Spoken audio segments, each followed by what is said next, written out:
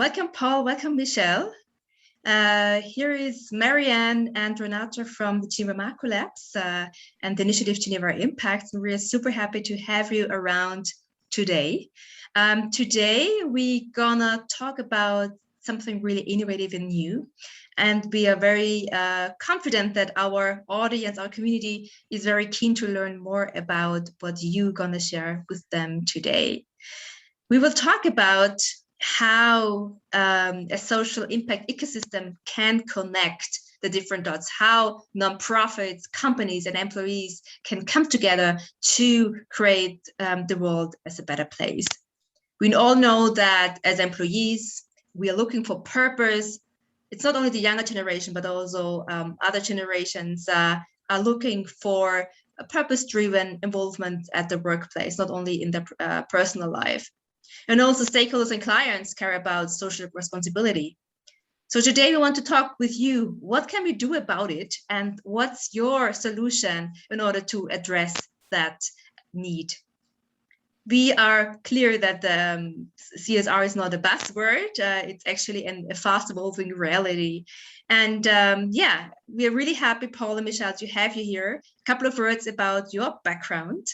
Paul, you are the founder of Copalana, this new digital platform for corporate volunteering and crowdfunding. And recently you partnered with the Micro Pioneer Funds to scale its social impact towards the UN Sustainable Goals. And you're gonna share with us today what makes you unique and also how your solution can help employer branding as a sustainable company. You also will be looking at your innovation in that sense, how employees can get better engaged and how they can become something that we could call impact ambassadors. And to finalize this short intro, you're gonna show us how everyone can make and receive the perfect sustainable gift. We are so glad to have you with us today, Paul. Well, thank you so much. I think you've set the stage in a glorious way. I hope I can live up to these expectations. And we really thank from our side to have this opportunity. You know, we've been working with one another since a while now, and we've gotten to know each other really. And I'm really pleased that you can give us the space and the audience to make not only our project, but also the platform a bit more visible, right? So thank you so much, both Renata and Mariana. Thank you, Paul. We also have you with us today, Michèle. Thank you for taking the time.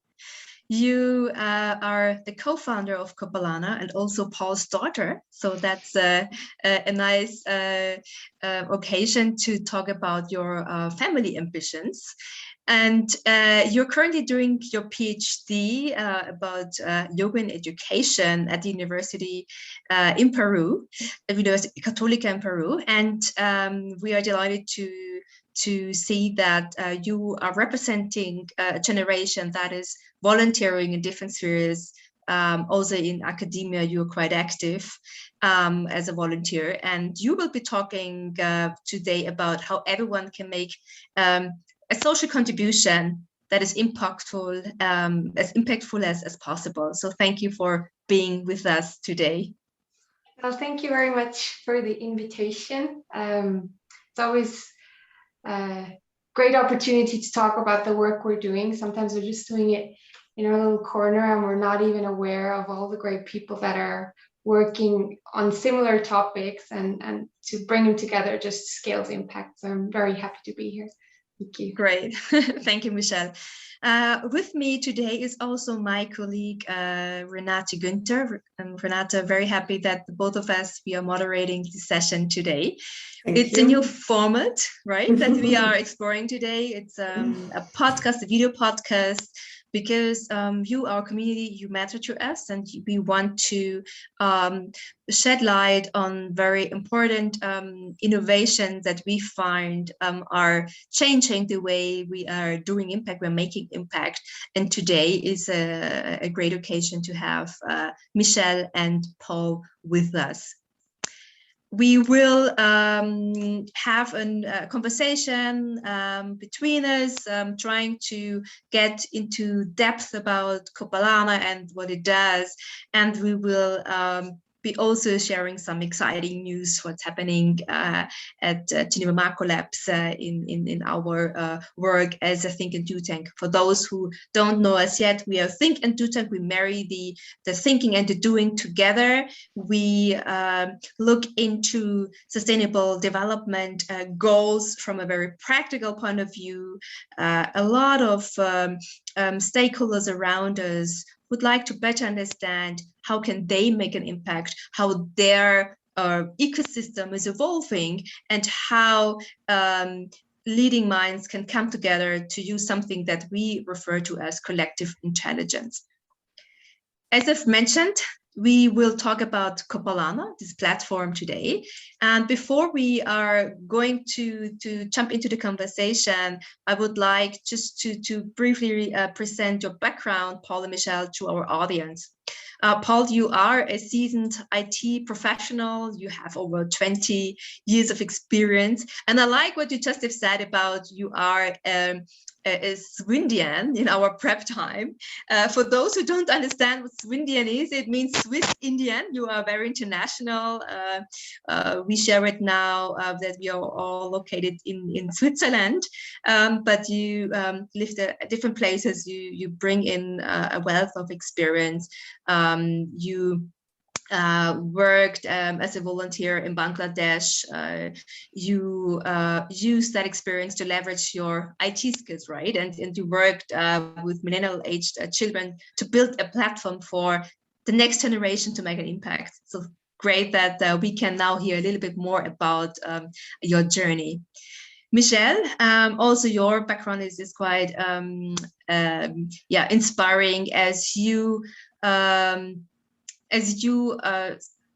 realized how international affairs kind of outplay in the real life, everyone's real life, and how we can create a community that has the knowledge, the skills, and the resources to drive the necessary changes in our system.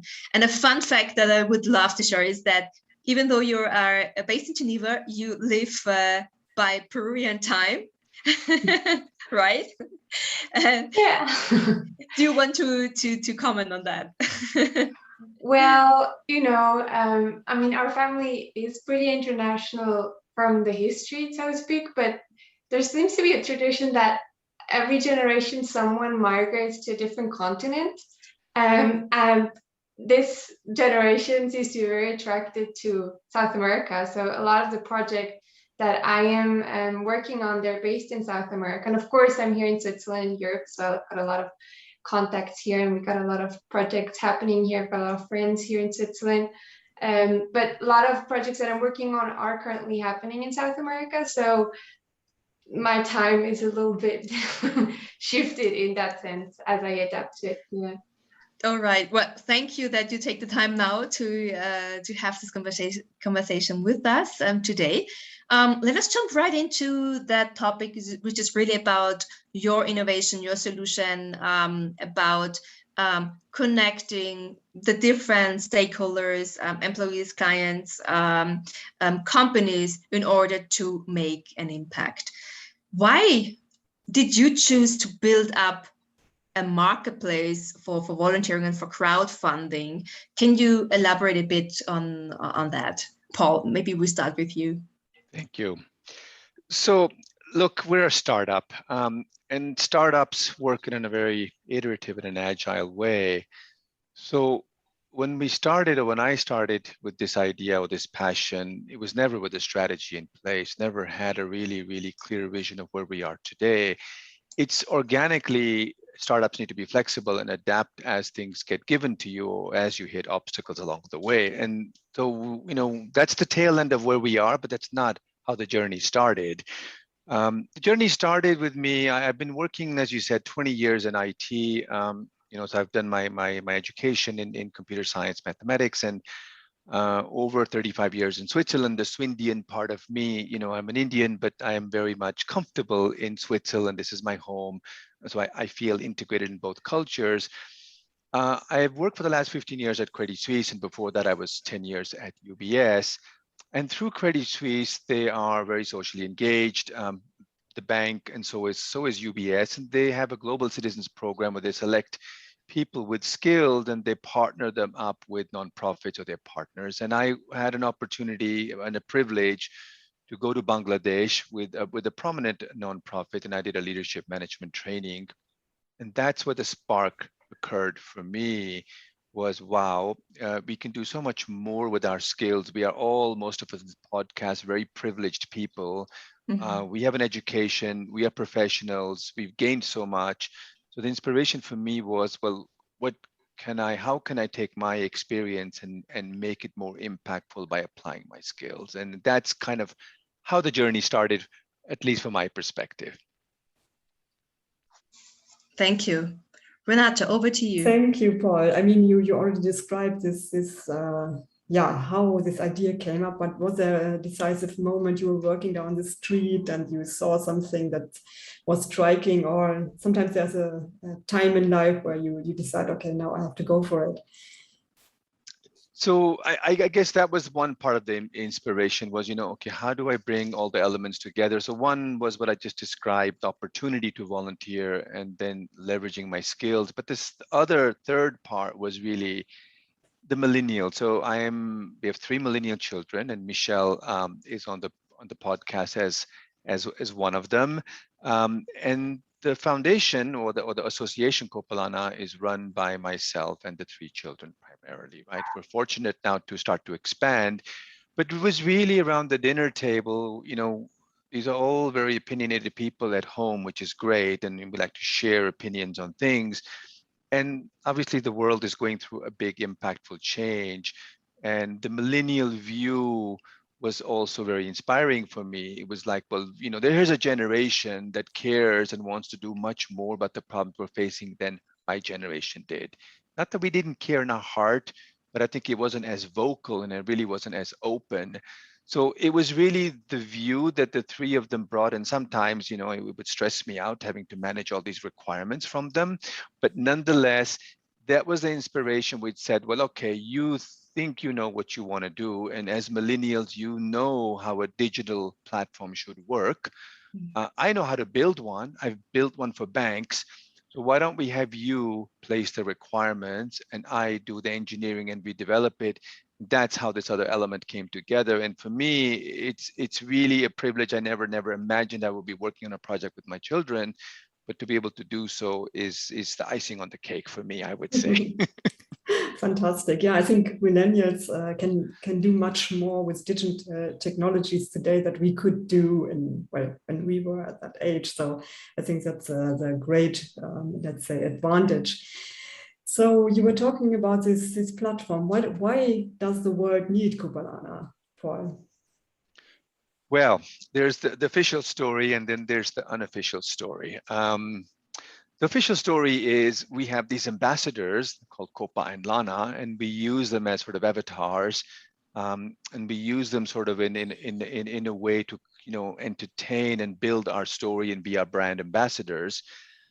But the unofficial story is when I was living in the US where I did my studies, my good friend Kevin, he's American in California and not very good at languages.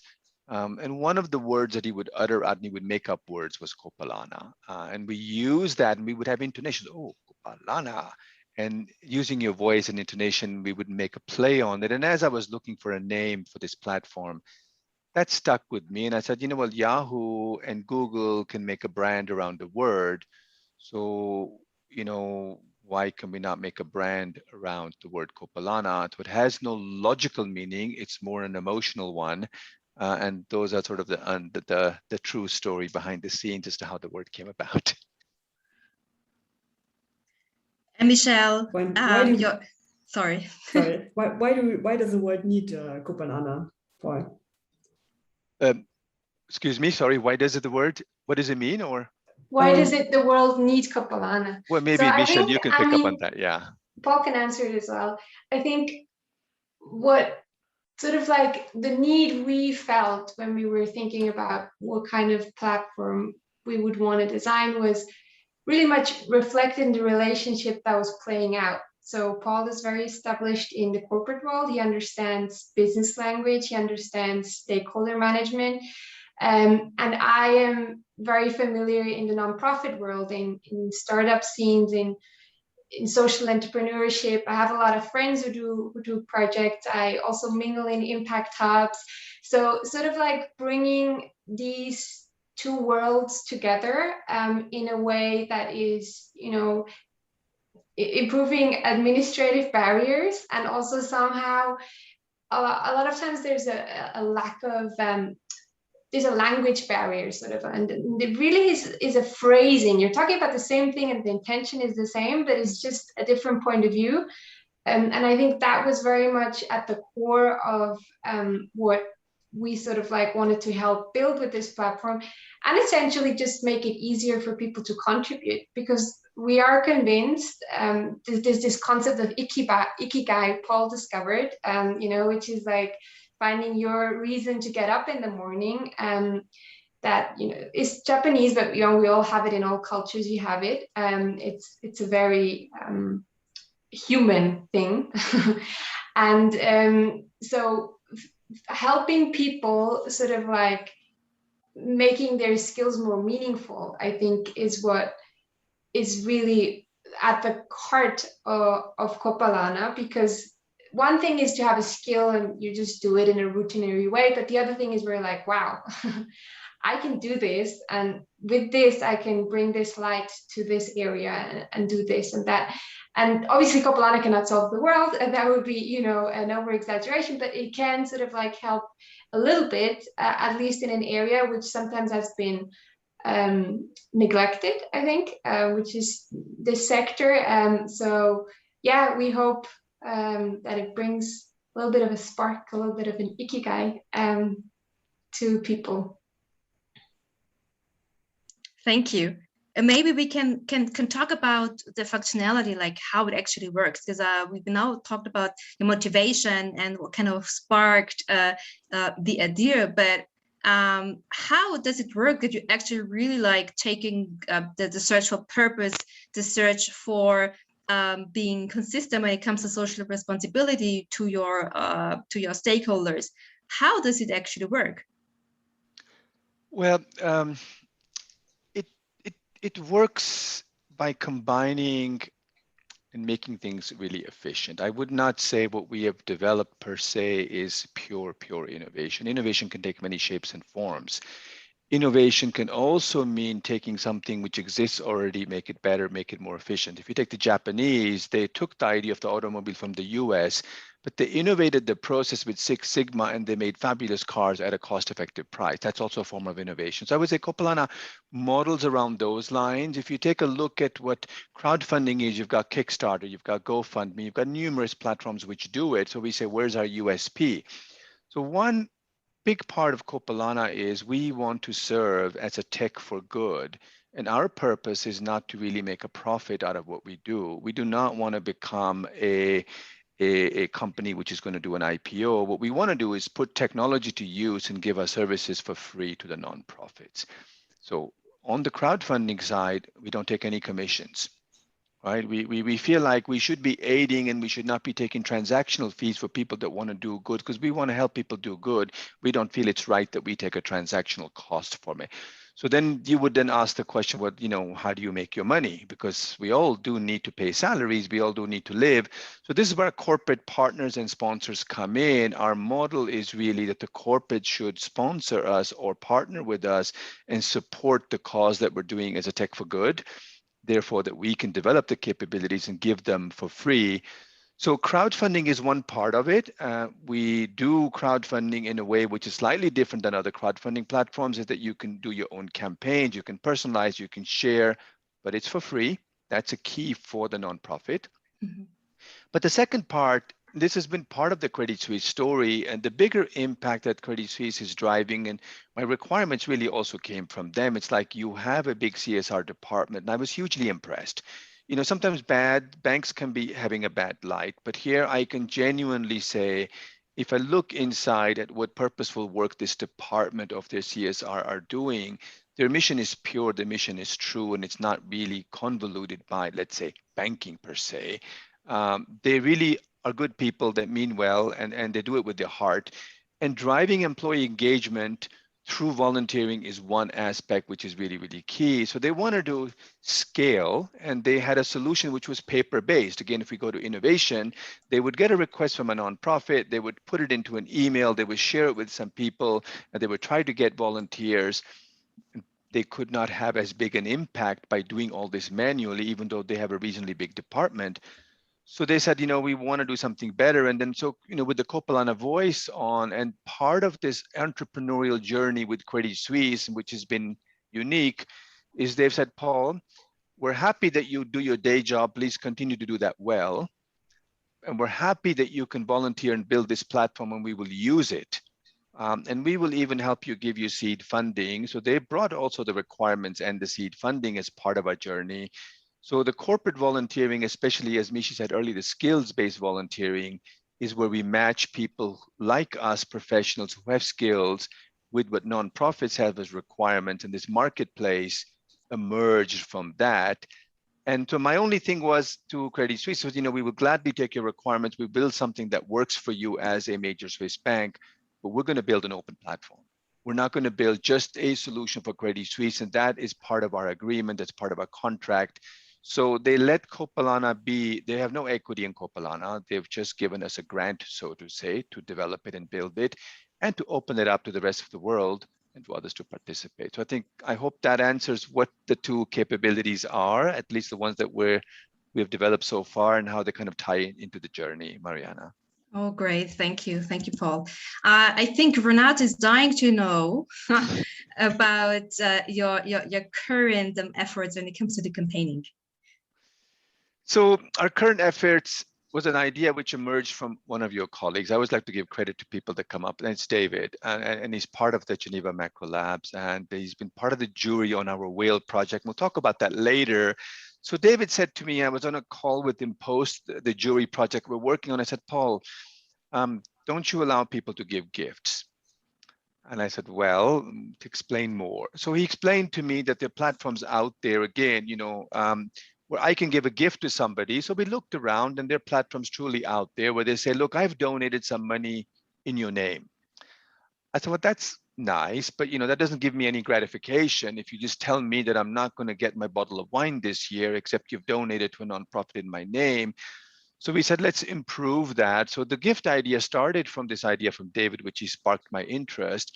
And what we do is to say, you can give a gift to somebody instead of a materialistic gift. Why not give a gift for a sustainable world? But let them choose which projects or causes and themes they're passionate about, right? And then we can drive the fundraising and the crowdfunding through an organic way of giving gifts, which can happen at numerous times, on a birthday, at Christmas. And we're even now looking at corporate giving to say to corporates, walk the talk. If you say, we care about sustainability, well, we'll help you, make it easy for you to actually do something. And maybe client gifts is a great way for you to do it, and to engage in a meaningful way with your clients. Give them a gift, allow them to engage and have a conversation about it, right? And that's what we're currently working on. Okay, great. Maybe you could give us an example so that we can understand how this all work together. Michèle, maybe we turn over to you, and then we go back to you, Paul. You've mentioned that, and Renate as well, that you're part of the generation, young generation. You are part of a group of young people, professionals, who are constantly looking for opportunities to scale social impact. You said in our prep time that you are very motivated to adapt to the current challenges, and there are lots of challenges that we are faced right now. Could you share with us how you envision making real impact in the longer term, until not only until 2030, when the Sustainable Development Goals are supposed to be met, but really a long-term vision, how you would define having made a real impact? Yeah, I think, I mean, impact is a big word, right? We all want it. We're not sure how to measure it. We're not sure how to achieve it all the time. I think, I mean, I like this. Paul has a lot of phrases that he uses and he just throws them around. And one is, you know, like, have a big vision, but take small steps. I think that's what we do with sprinting. It's an agile methodology that comes from software development, and it's really helping us, even me, you know, I'm applying it to my PhD. This is not something you would do. And a lot of my professors are like not understanding how I am going about the journey, but sort of like setting yourself very short-term goals and then readjusting as you sort of like observe the landscape as it's changing, I think is really helping me actually create value as I am walking, because sometimes we get stuck in the movement by trying to plan it in a long foresight, and we're not moving. So that's really something that I am trying to sort of like implement. I've been trained as a dancer, so for me it's like just keep moving. As long as you move, you know, you're creating impact. And then obviously the other thing that I think is really helpful just from my personal experience is also synchronizing with movements of people around me, which as a dancer, you know, you would also learn, especially dancing in a group, you sort of like need to be aware of what's happening around you in similar areas, because once you synchronize with these other movements that are happening around you, like the projects that are similar, you scale the impact, because suddenly like there's a, you know, there's more echo, more resonance happening, which you by yourself couldn't create in such a way. So I think those are two very concrete strategies that I'm always trying to sort of like apply, like keep moving, like just keep moving, that will ensure impact in whatever way. And then, you know, assess as you're moving and set short-term goals, and then be aware of who moves in a similar way in similar directions, and try and synchronize with these people, because you don't necessarily yet know what will come out of it, but just the fact of synchronizing is going to help you, you know, come up with a new perspective, and just amplify your intentions. So those are two very specific, I think, approaches that help me. Thank you, Michèle.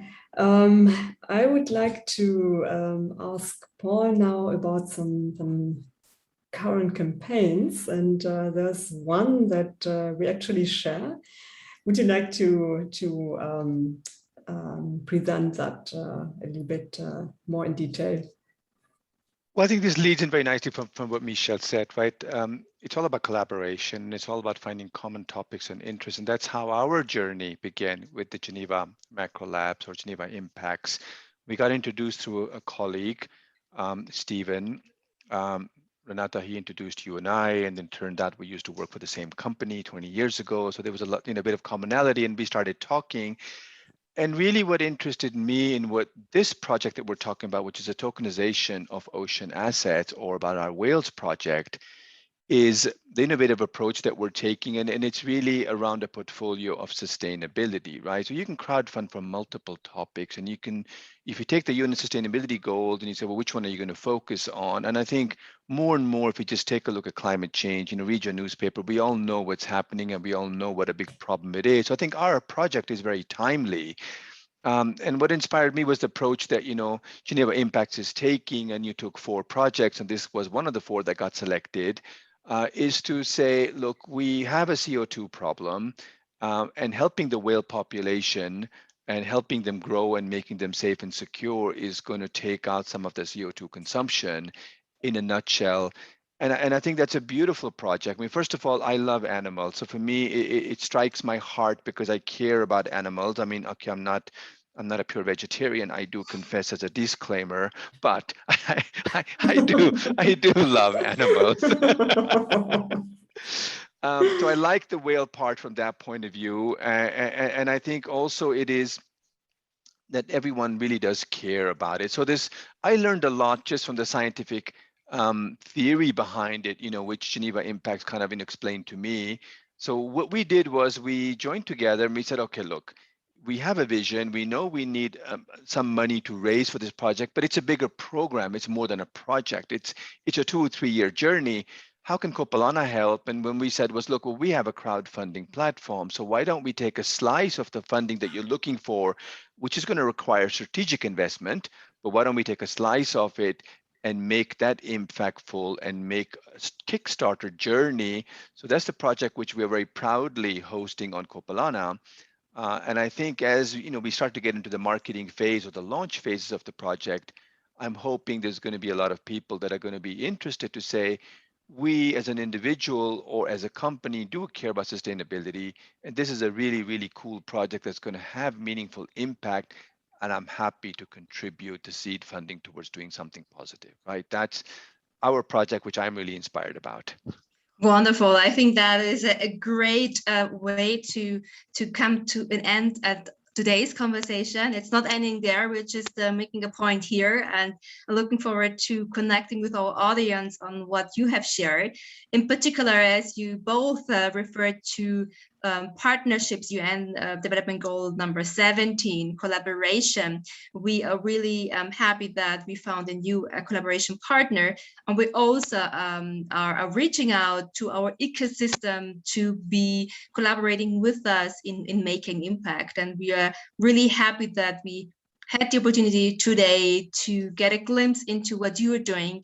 Obviously, we will be sharing with our community your website, and also a little bit more about our project. And we are very much looking forward to taking the next steps with you, Copalana, with your great team, and also looking into how innovative we can be to address the challenges, the great learning opportunities that we have as we are moving forward, and new group stakeholders are joining our journey. Thank you so much that you spoke with us today. We will share this podcast within our community, and we are looking forward to get comments and engage in a new conversation online. Thank you so much, Paul. Thank you, Michèle, and also thank you, Renate, for your time. Thank you both and your community. Bye-bye. Thank you. Bye. Bye.